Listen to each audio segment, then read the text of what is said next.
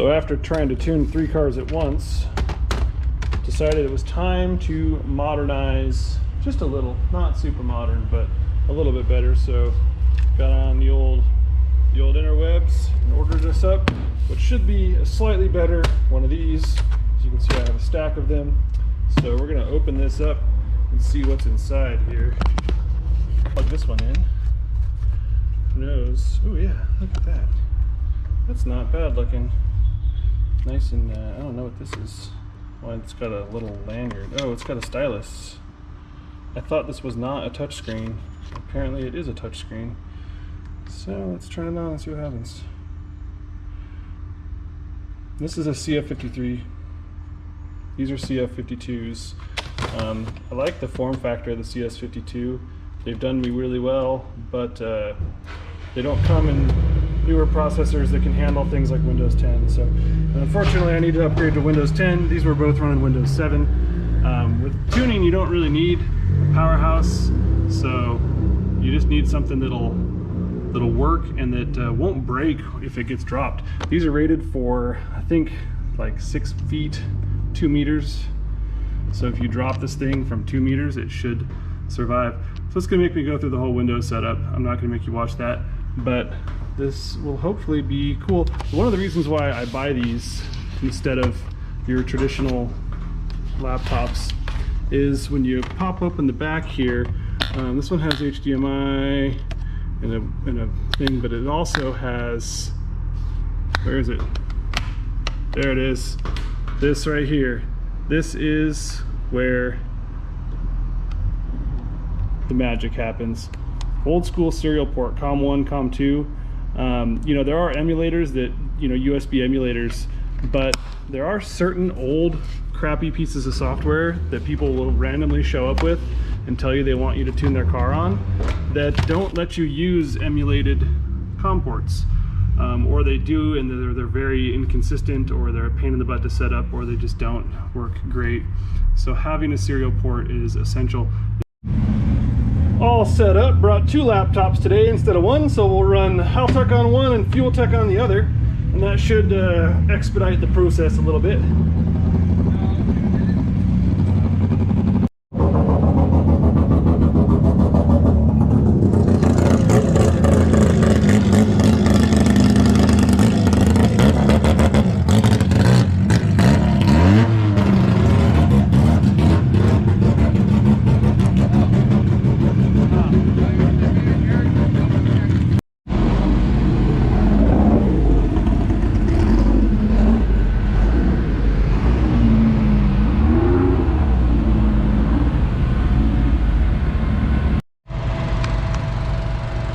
Getting ready to go at Woodburn Drag Strip for the Import Faceoff 2022. You can see it's kind of a little bit hazy today, but other than that, I'm guessing the haze will burn off and we'll have blue skies.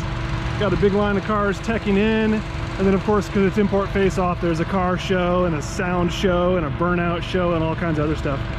But it should be a good event. We're coming out here, 3 cars again today, and it's gonna run them. I brought 2 laptops this time. That way I can switch between Haltech and Fuel Tech on 2 separate computers and not have to be jumping between software, which should help. I'm just in line here to get my breakfast sandwich for the day at the old little concession cafe here. So looking forward to seeing what we can do. While it's still quiet in here, so this car has 2 sets, 2 sets of 2200cc fuel injector clinic injectors. It's running M1 methanol, it's dry sump, got a 7675 turbo, cap sequential transmission down there.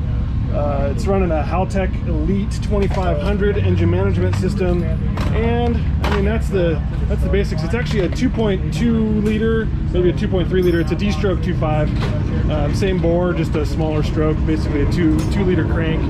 That gives us a stronger crankshaft, and a little bit, it kind of changes the piston speed a little bit.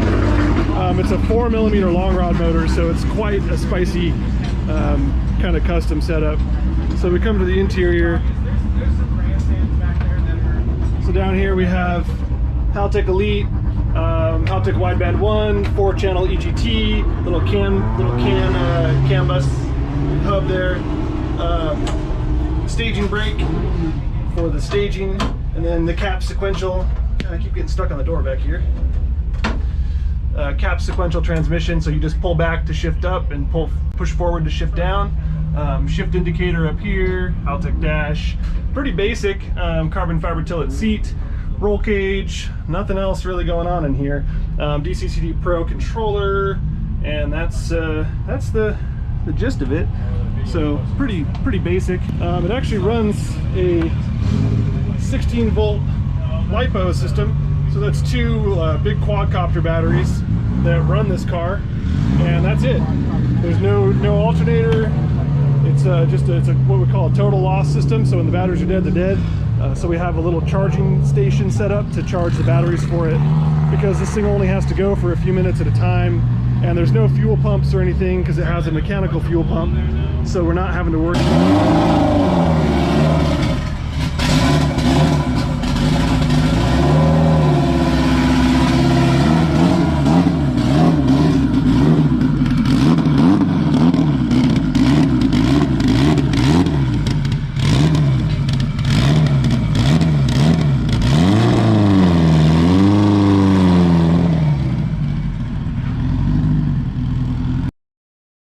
Quick tech tip, these tables, they're aftermarket to the trailer, but they've just got a little flap down hinge underneath them. These are a game changer if you have an enclosed trailer. I've got one over here, it's the banana holder.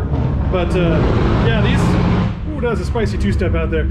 These really make life a lot easier having a flat workspace that's in a dark area.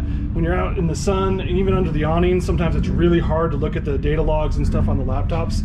So having a nice flat space inside the trailer really gives you, you know, just a good workspace.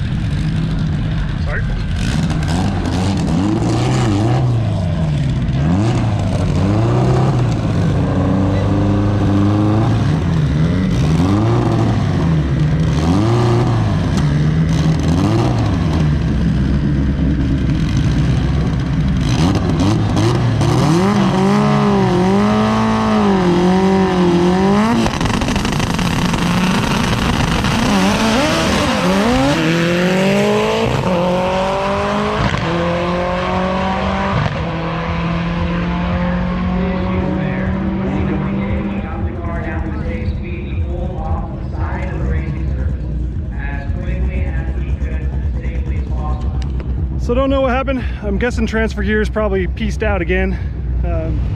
See if they need a push back or a tow back, what their plan is. They're gonna go get the quad.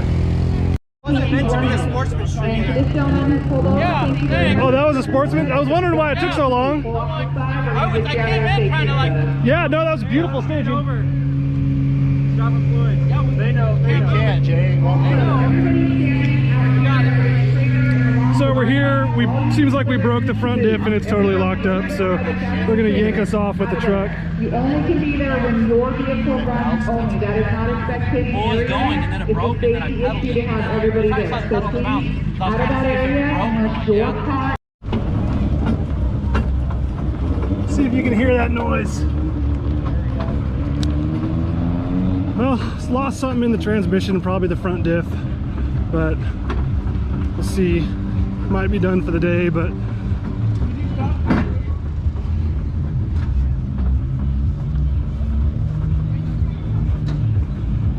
it was trying to come out of the hole. Hey guys. What's up?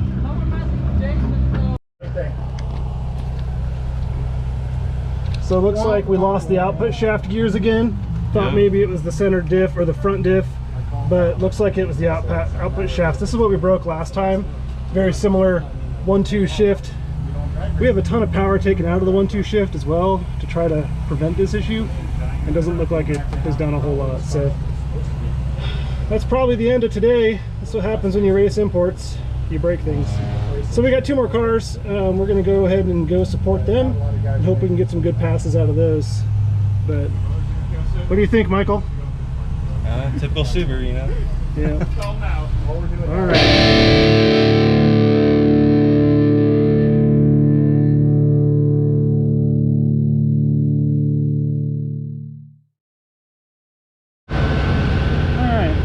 Here with the new laptop. I'm going to read this map here, pull the data log, and go look at the data logs from this car. This is the white car that didn't break. So we're going to pop open the data logger, download logs.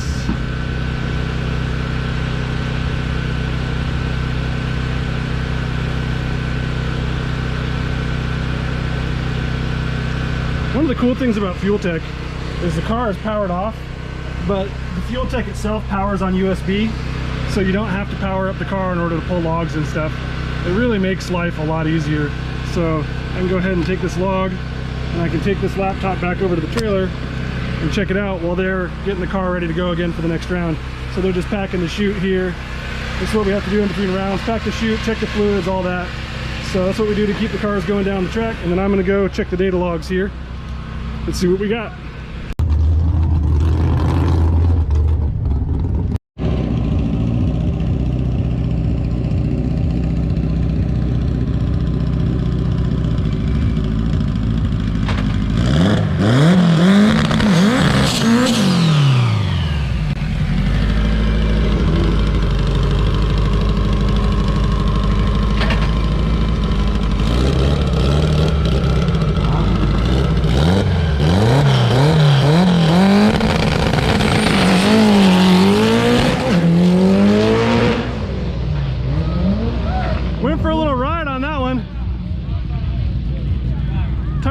Slickery still, I think, but hey, that was a better launch than normal, so we'll take it.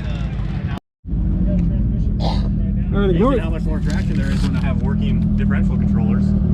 Yeah, so ignore the rest of the slip, focus. 1397 60 foot, that's pretty good. You know, as you saw in the video, the car got a little sideways coming out the 330. Looks like the track is pretty slippery.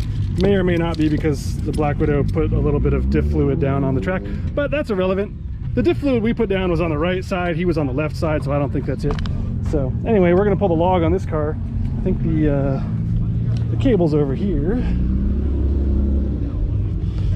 So I looked through Patrick's log, probably can't see it.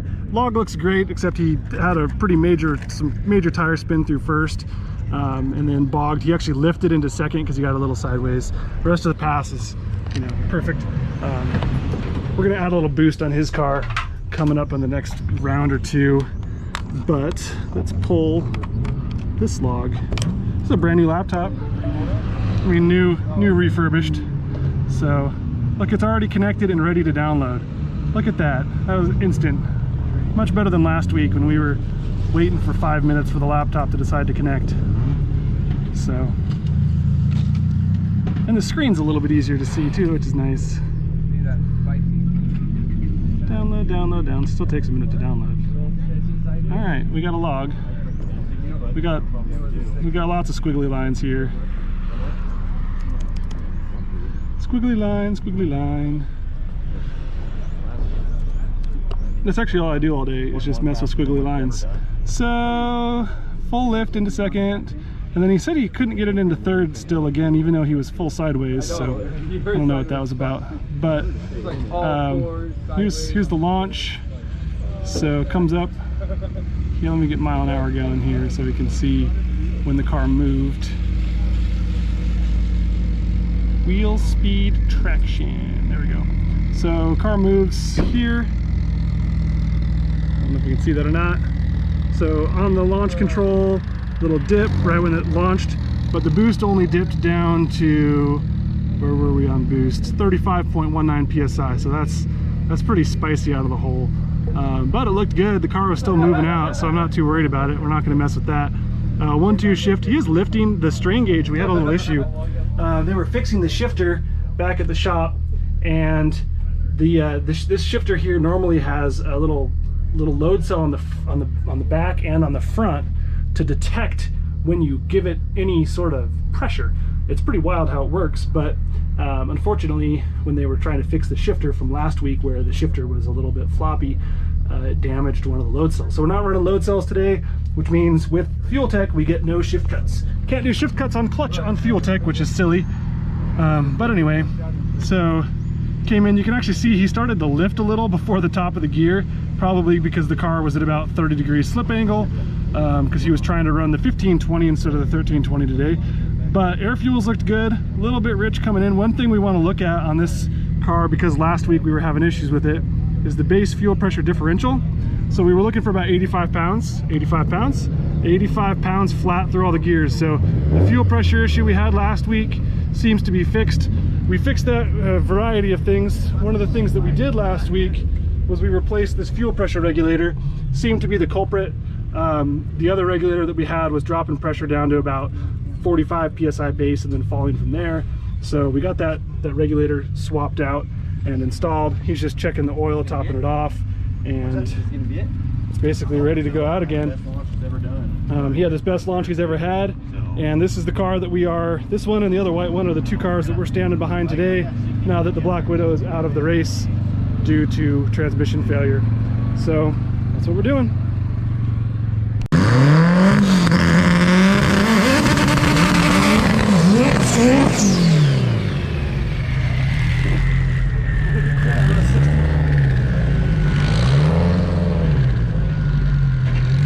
Come down here with you.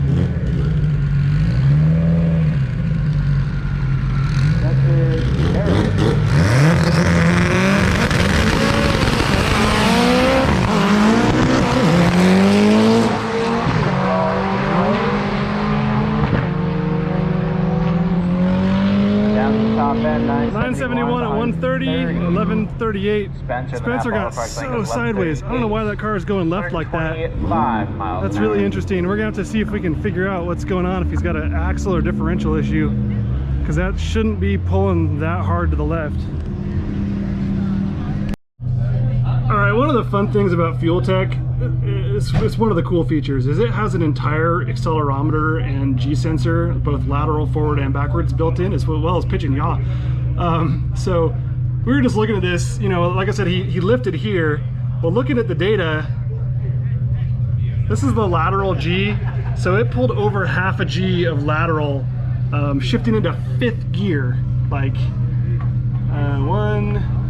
fourth gear. This is first, second, third, so third into fourth. He was a lot of lateral G. So it's quite an interesting thing to look at. You can actually see the acceleration G as well. You can see the most acceleration in first gear, obviously, and then each subsequent gear you have slightly less acceleration. We're still pulling half a G of acceleration clear out there at pretty high speed. Where's our mile an hour there? Wheel speed 116 miles an hour. We're still pulling half a G of acceleration, so that's pretty cool. Just fun data. Pitch rate, you can see the nose was coming down in that gear instead of up. That could also have to do, I don't think I calibrated the pitch with how because it's all based on the actual display on a Fuel Tech is the engine management system, and so the display's pitch is what we're looking at. What we do see as we launch, we see some positive pitch angle, 3.1 degrees, clear up to 5.3 degrees of pitch, and then that shifting into that gear, when he started getting sideways, you can see the car did nose over. It was from positive, so we're positive here in third gear, and then we come into fourth and we're negative, so we're accelerating and the nose comes down, which then let the rear end get loose. So that's kind of what you're looking at, which is pretty cool to be able to see. And then once you got it into the next gear and decided to do some pull, we go back into accelerating with the nose up. So pretty interesting stuff to look at.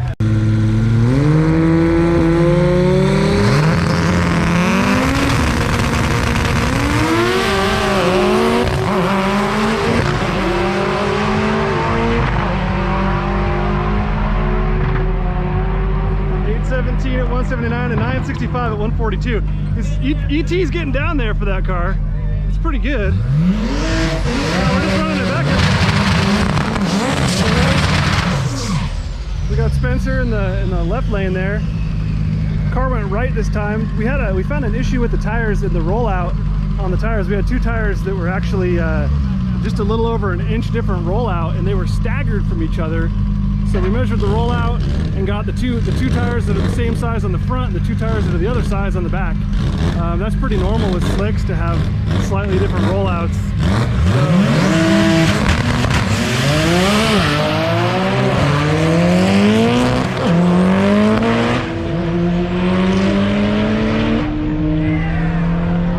Well, Mickey got a 794. I know he's been going for that. And Spencer trapped 154. That's not too bad as far as a trap goes for just kind of rolling through it. So pass wasn't there. He looked like he bogged on the launch because he didn't put it up on the two-step long enough. Got the tree kind of messes with you. He's been doing all test and tune, and so that's kind of the first real pass that it's made. So this is the crowd here, Import Faceoff. We got a decent crowd for a late year event. It's not bad.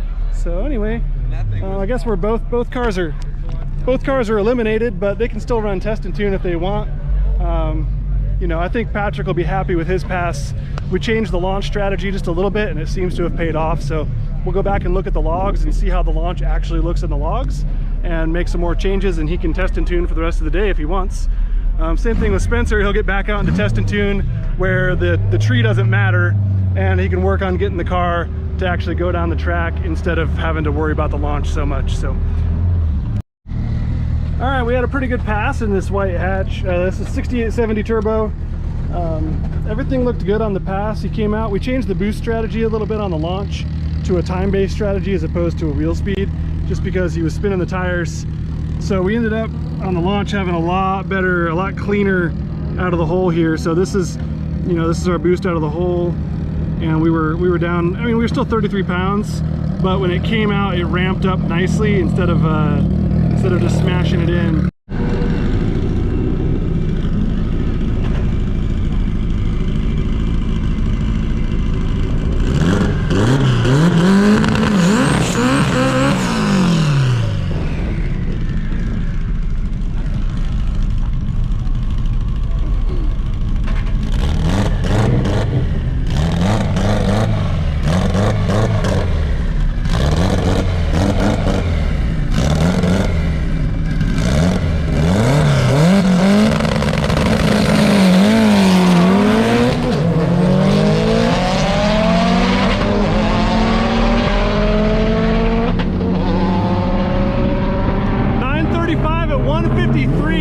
Spencer finally got a good pass in.